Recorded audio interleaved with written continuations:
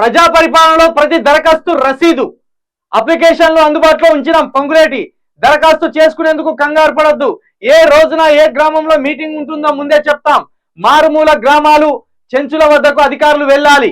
6 గ్యారంటీలకు సంబంధించిన ఫారాలు వారితో పూర్తి చేయించాలి.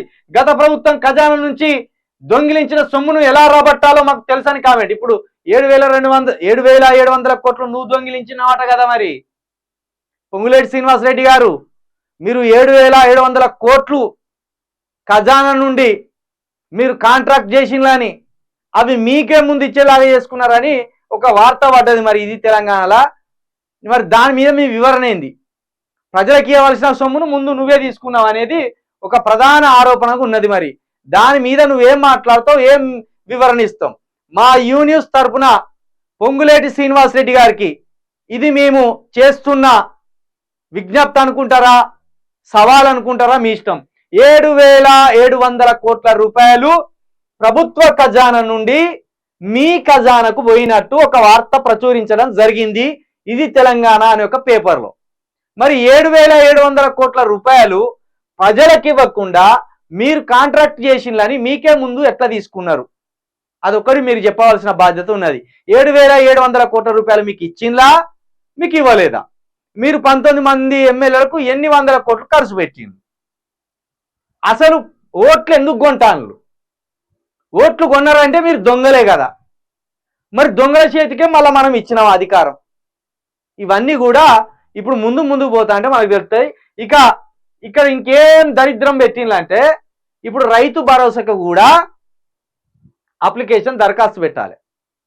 రైతు భరోసాకు కూడా దరఖాస్తు పెట్టాలనేది వీళ్ళ ఉద్దేశం. ఇగో 6 గ్యారంటీలకు సంబంధించిన ఫారాలు వారితో పూర్తి చేయించాలి. ప్రభుత్వ ఖజానా నుంచి దొంగిలించిన సొమ్ము ఎలా రాబట్టాలో మాకు తెలుసు. మీ వల్ల కాదు. మీరు కేసీఆర్, కేటీఆర్, హరీష్ రావు, సంతోష్ రావు ఎంట్రిక కూడా బీకలేరు మీరు. నేను చెప్తున్నాగా, ఎంట్రిక తలలో ఉన్న ఒక వెంట్రికను కూడా బీకలేరు మీరు పోయి. ఇది ప్రజలను నమ్మిస్తాను. మీరు కేవలము తెలిసి తెలియని ప్రజలను మేము పీకుతాం, కట్టలు కడతామని ఒక కామెంట్ చేస్తూ ఎప్పటికప్పుడు వాళ్ళని నమ్మించే ప్రయత్నం చేస్తాను. మీరు నిజంగా చేయగలిగే సత్తా ఉంటే ఇప్పటికే రైతు భరోసా ఏనుంటిరి. ఇప్పటికే మీకు చేయవలసిన సత్తా ఉంటే 4,000 పింఛన్ ఏనుంటిరి. ఇప్పటికే మీకు చేయవలసిన సత్తా ఉంటే 2,500 రూపాయలు ఇదే మా మహిళలకు ఏనుంటిరి. కానీ వేయలేదు. కారణం, ఉచిత బస్సు అంటే రోజు నడుతూనే ఉంటాయి బస్సులు. రెగ్యులర్గా పోసే డీజిలే కదా, పోసిందంటే ఎక్కిపోతారు. ప్రత్యేకంగా మనకు వాళ్ళకి పైసలు ఇవ్వాల్సింది ఏం పని లేదు కాబట్టి అది ఇచ్చింది. ఇక రాజీవ్ ఆరోగ్యశ్రీ కింద 10 లక్షలు మనం వెంటనే రిలీజ్ చేసేది కాదు కదా. ప్రైవేట్ హాస్పిటల్ వాళ్ళు ఏమైనా లొలి చేసినా ఒక్కొక్క ప్రైవేట్ హాస్పిటల్ మీద ఎంత దందా జరుగుతుందో అది బయటికి తీస్తాం. కాబట్టి వాడు కిక్కురు అనుకుంటా 10 లక్షల ఆపరేషన్ అనేది చేసి పంపాలి.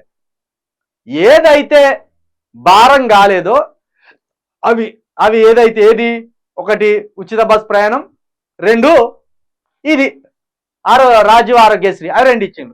ఇక ఇప్పుడు రైతు భరోసా కావాలంటే డబ్బులు కావాలి కదా. రైతులకు వేయాలంటే డబ్బులు కావాలి. మరి డబ్బులు లేవు. ఎక్కడి నుంచి తీసుకొచ్చి ఇస్తాం?